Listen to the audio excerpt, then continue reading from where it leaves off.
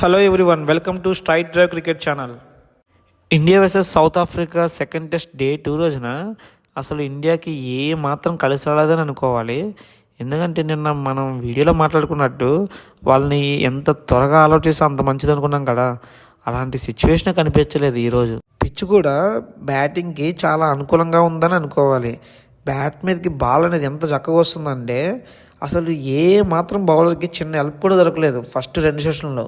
నిజం చెప్పాలంటే మన బౌలర్లు సెకండ్ డే రోజున మొత్తం పూర్తిగా అలసిపోయినట్టు అయిపోయింది.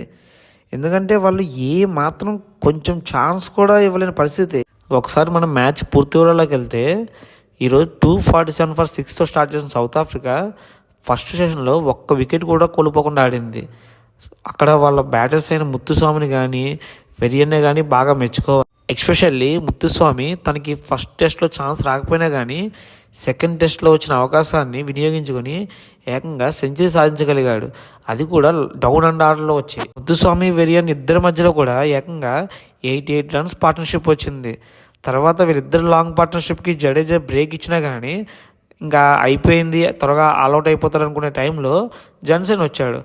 జన్సన్ అండ్ ముత్తుస్వామి మధ్యలో కూడా ఏకంగా 97 రన్స్ పార్ట్నర్షిప్ వచ్చింది.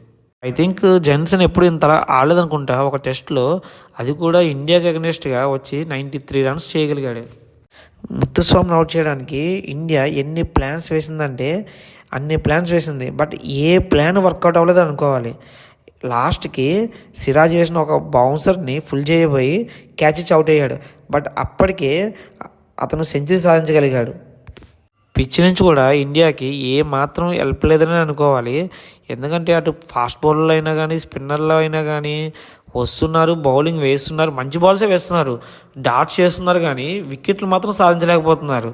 సో అలా ఎట్లయితే సౌత్ ఆఫ్రికా లాస్ట్కి 489 రన్స్ సాధించగలిగింది. అయినా మన ఇండియన్ బౌలర్స్కి ఇది ఎప్పుడు అలవాటే. ఎందుకంటే మనం ఫస్ట్ బ్యాట్స్మెన్స్ని ఈజీగా అవుట్ చేస్తాం, లాస్ట్ టైలెండర్స్ ఆల్రౌండర్స్ వచ్చేటప్పటికి వాళ్ళని అవుట్ చేయడానికి ఎన్ని కష్టాలు పడతామంటే అన్ని కష్టాలు పడతాం.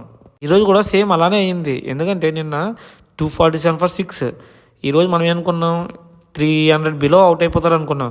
బట్ వాళ్ళు ఈరోజు స్కోర్ చూస్తే 489 రన్స్ చేయగలిగారు. టీమిండియా ఆల్రెడీ ఇప్పటికే బ్యాటింగ్ దిగింది, అది కూడా లాస్ట్ హాఫ్ అన్ అవర్లో కేవలం 9 పరుగులు మాత్రమే చేయగలిగింది, వికెట్ ఏం కోల్పోలేదు. బట్ థర్డ్ డే అనేది టీమిండియాకి చాలా ఇంపార్టెంట్ అని అనుకోవాలి. ఎందుకంటే థర్డ్ డే రోజు మన బ్యాట్స్మెన్స్ ఎలా బ్యాటింగ్ చేస్తారు, ఎంత స్కోర్ చేస్తారు అనే దాని మీద మన విన్ అనేది డిపెండ్ అయి ఉంది. కొంచెం ఫ్యాక్ట్గా మాట్లాడుకుంటే సౌత్ ఆఫ్రికా ఫస్ట్ ఇన్నింగ్స్లో చేసిన స్కోరు, ఆ పిచ్ చూస్తుంటే ఇండియా ఈ టెస్ట్లో గెలవడం అనేది చాలా కష్టతరంగానే ఉంది. ఏదైనా మెరాకిల్ జరిగితే తప్ప ఇండియా గెలవడం అనేది సాధ్యం కాదు. ఎందుకంటే సౌత్ ఆఫ్రికా ఈ మ్యాచ్ని కొంచెం డ్రా చేసుకునే ఛాన్స్ తీసుకుంటుంది. ఈ మ్యాచ్ డ్రా అయితే వాళ్ళు ఆల్రెడీ ఒక మ్యాచ్ గెలిచారు కాబట్టి 1-0తో సిరీస్ గెలుస్తారు కదా. అందుకని వాళ్ళు డిఫెండింగ్ మోడ్లోకి వెళ్ళి డ్రా చేసుకునే ఛాన్స్ తీసుకుంటారని అనుకుంటున్నాను నేనైతే. పిచ్ కూడా ఏమాత్రం చేంజ్ అయ్యేంత ఛాన్స్ లేదు. ఎందుకంటే వింటర్ సమయంలో నార్త్లో అండ్ నార్త్ ఈస్ట్లో కూడా ఎండ్ ఉంటుంది, కానీ మరీ పిచ్ క్రాక్స్ ఓపెన్ అయ్యేంత ఎండ్ ఉండదని నా అభిప్రాయం. సో చూడాలి పిచ్ ఏమన్నా చేంజ్ అవుతుందా third day, fourth day, fifth డేకి, లేకపోతే ఇలానే ఉంటుంది అనేది. ఇలానే ఉంటే మాత్రం కంపల్సరీ మ్యాచ్ అనేది డ్రానే అవుతుంది. ఈ మ్యాచ్ని కానీ మన వాళ్ళు గెలవాలంటే చాలా మెరాకిలే జరగాలనుకోవాలి. ఎందుకంటే రేపు ఒకవేళ బ్యాటింగ్ చేస్తే మన వాళ్ళు చాలా ఫాస్ట్గా చేయాలి స్కోర్స్ కూడా. ఎందుకంటే డ్రా అయిపోయే ఛాన్స్ ఉంది, ఇంకా 3 డేసే ఉంది. సో మన వాళ్ళు కొంచెం ఫాస్ట్గా బ్యాటింగ్ చేస్తే వాళ్ళ తర్వాత నెక్స్ట్ బ్యాటింగ్ చేసి కొంచెం త్వరగా ఆల్అవుట్ చేయాలి. అప్పుడు మాత్రమే మనకి గెలిచే ఛాన్స్ ఉంది. నా పర్సెప్షన్ ప్రకారం ఏంటంటే ఈ మ్యాచ్ గెలుస్తారు ఓడుతారు అనేది అనుకుంటా. ఇదర్ సౌత్ ఆఫ్రికా గెలుస్తుంది, లేకపోతే మ్యాచ్ అనేది డ్రా అవుతుందని అనుకుంటున్నా. టెస్ట్ మ్యాచ్లో డే 3 అనేది టర్నింగ్ డే అంటారు. సో ఎటువైపు మ్యాచ్ అనేది టర్న్ అవుతుంది అనేది రేపటి వరకు చూడాలి.